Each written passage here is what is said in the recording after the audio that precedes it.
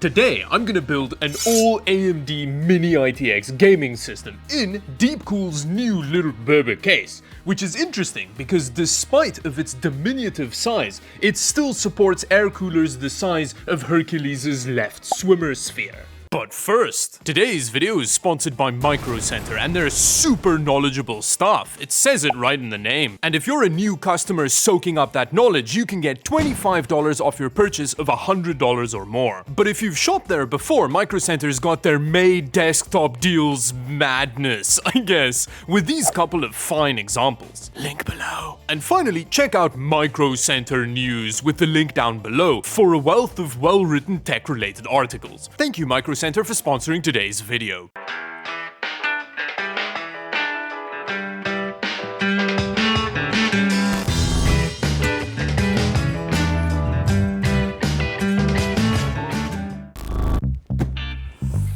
Now, in terms of platform, I really wanted to do AM5 because I've never built an AM5 ITX system before. And the main reason for that is that for some reason, ITX AM5 motherboards are absurdly expensive. Even this B650i Gigabyte board, which was the cheapest ITX AM5 motherboard I could find locally available, was still a lot, like a lot for what it is, especially when compared to their Intel counterparts. Luckily, we are starting to see A620 ITX boards on the market, but this one was just available near me, so yeah, this is more a me problem than a general market problem, I guess. Either way, that motherboard does give us access to this very exciting Ryzen 5 7600X, which I'm using because I had one.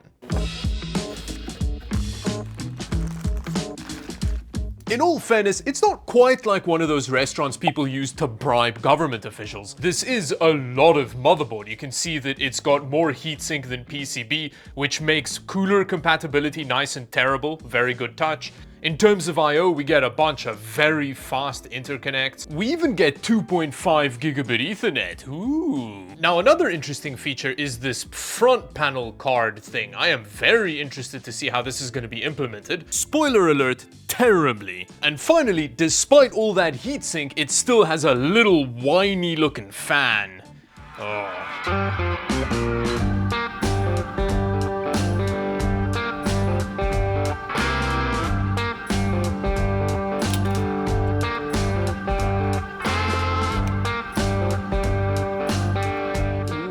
Connector, that's always fun. Okay, now it is super important to not remove those bits of plastic because you don't want your SSD making any thermal contact with the huge piece of heatsink and then just catch fire underneath that. Very important.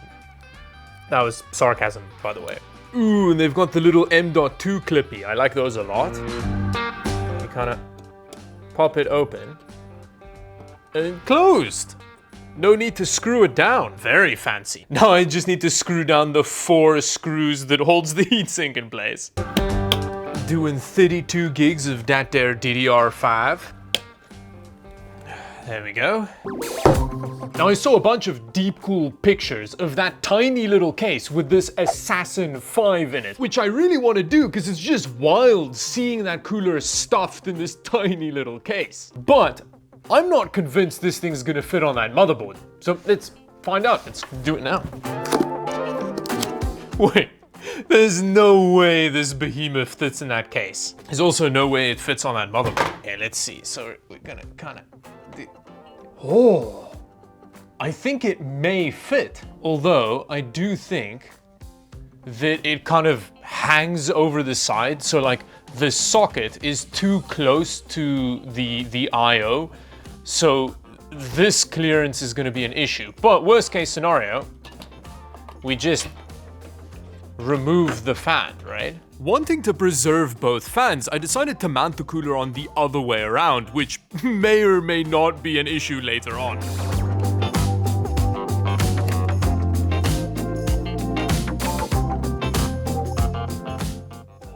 Oh my god, I put the brackets on the wrong way around. If only I looked at the arrows on the clips. Is that it? Oh, thank Lord, it's finally on.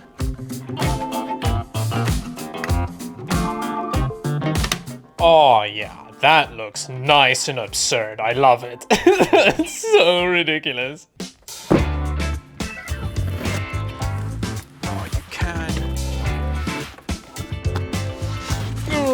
Oh, no way. Deepcool sent over the case with all of these bags of little pixel thingies, which you can use to stick into the airflow bits on the case and make some art. And you know what we're gonna make with these?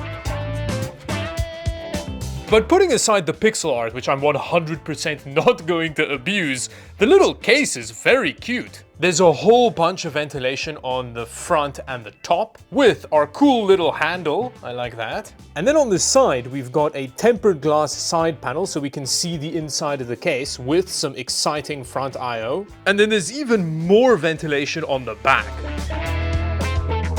I'm super curious to see that case swallow all of this girth. But I think it makes sense to drop the power supply in first. Then we use this cable to run the power out the back like that. Now, I don't think I'm a huge fan of having this power cable dangler out the back, but I guess you have to plug a power cable into a PC anyway, so you're gonna have something like this either way. I don't know, let me know in the comment section down below what you think of this implementation. Oh, that fan doesn't fit in next to the power supply, so I'm gonna have to turn the cooler around.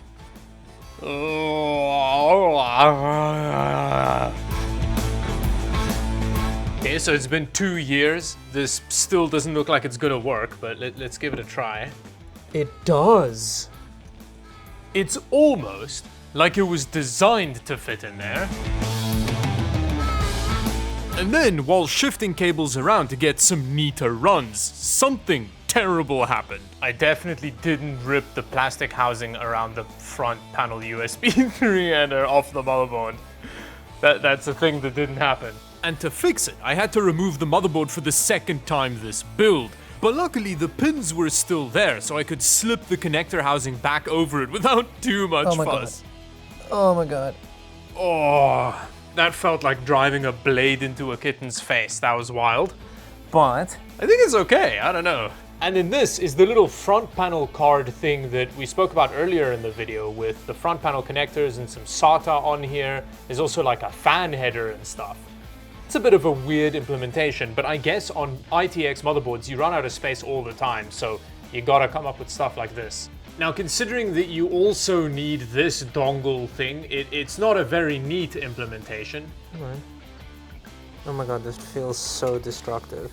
The little PCB doesn't resist much, so when you kind of push this connector in place, it just feels like you're breaking it. And then with just some mid-tier struggles, a motherboard was seated for hopefully the final time. So now at this point, I'm not entirely sure how the cable management's gonna work with the graphics card in here. So let's drop the graphics card in and kind of try and figure something out. I really hope the 7700 XT is gonna fit in there. Ooh. Oh, there we go.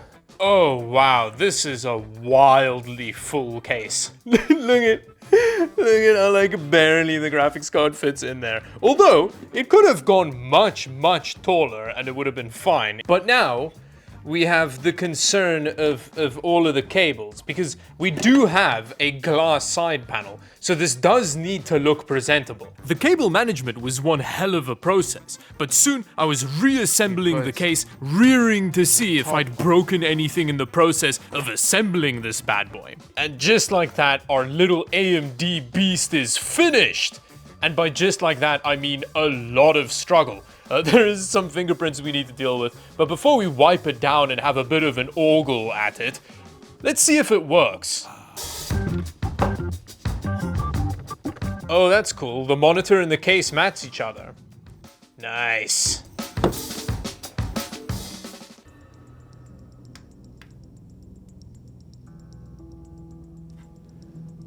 Nothing's happening. Oh no, it's the front panel power plug-in thing. Okay, wait, give me a second. A few moments later.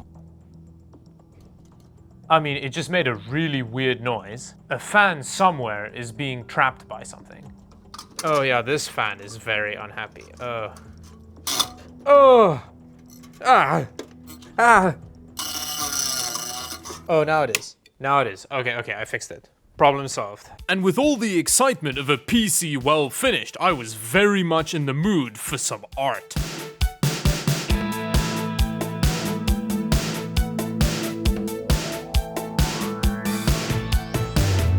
Oh crap! It's not in the middle!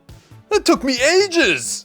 Either way, I was very pleased with my slightly crooked masterpiece, so I installed some graphics card drivers so that we could game on our all AMD Mini ITX beast. Now we're starting off with CS2 at 1080p low settings to get a sense of how we run esports titles on the system, and it's doing it very well. We're getting well over 300 frames per second. It's nice and smooth. Our temperatures are low. It's interesting. Our GPU isn't being fully utilized, but I mean, things are going great here, performance-wise. Oh yeah, there we go. So at 1080p high, Cyberpunk runs super well on this system. I can't remember the last time I saw Cyberpunk running like this, to be honest. Usually, the game's running at 8K and 1 frame per second on a potato, but here, we're getting over 120 frames per second.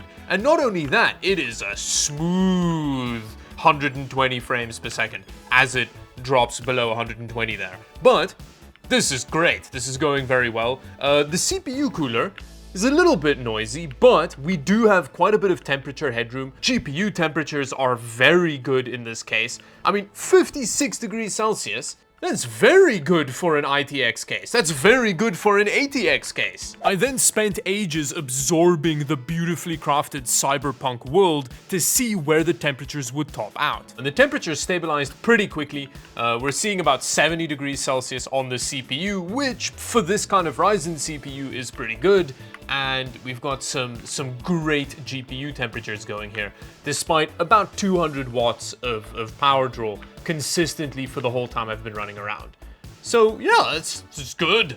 Oh, even The Last of Us at 1080p high settings, over 100 frames per second, and it drops below 100 as I say that. But here outside with the trees and the leaves and the light and stuff, it's looking very good and it feels nice. It ran the crap out of every game I threw at it, spitting out impressive numbers at 1080p with higher presets. In some of the games, the 7600X was being pushed pretty hard to keep up with that RX 7700 XT, but generally I'm super happy with how the system turned out, and I really like the implementation of this little Deepcool case. Which brings me to the end of the video. For the next video, I'm gonna build another all AMD AM5 based system, but with all of the components being the cheapest ones I could find on AliExpress. So subscribe to the channel if you don't want to miss that video, and until then, thank you for watching. Bye bye.